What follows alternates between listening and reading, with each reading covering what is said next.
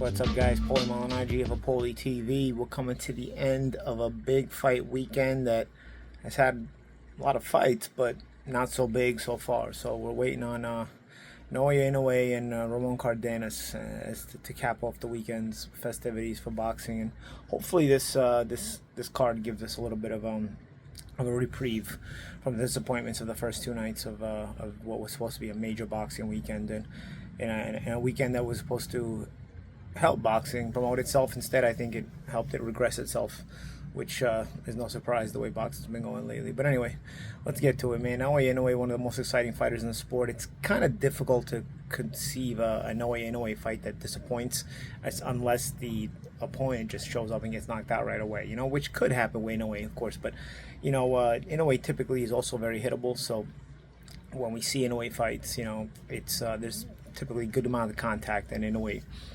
will end it sometimes rather early, but he's still, like I said, he's the guy who chases the fight. His opponents also, are able to hit him and make contact, but he's just been too explosive so far. And then the opponent this time is Ramon Cardenas. Ramon Cardenas, interestingly, has fought on ProBox a couple of times, ProBox TV, so I'm very familiar with him. Me doing the commentating at ProBox TV, trained by Joel Diaz, very capable, savvy fighter, pretty good left hook.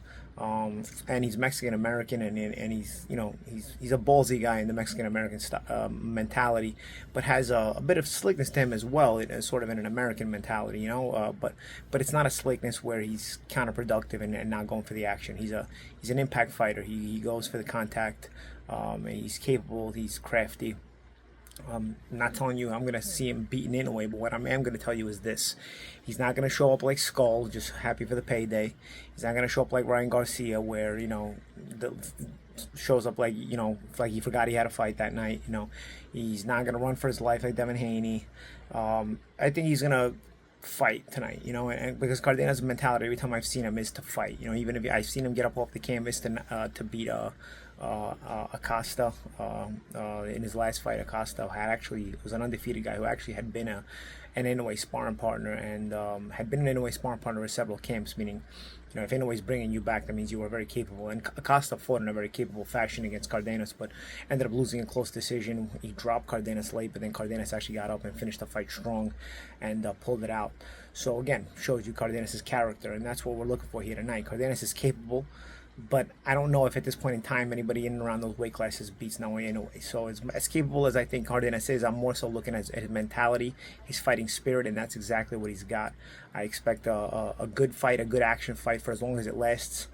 With Inoue, probably doesn't even go 6, I'll tell you that, but I expect Cardenas to make some contact. I expect Cardenas to get his respect, and then I expect Cardenas to go down in a bowl of flames, in a respectful style that the Mexican American fans can be proud of, as far as he'll bring his balls to the fight.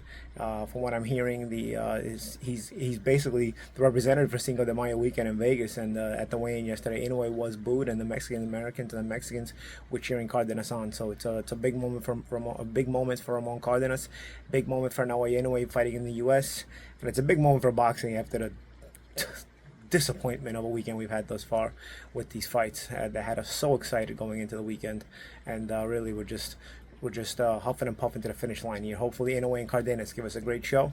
I'm Paulie malignaggi of Paulie TV. I'll see you after the fight.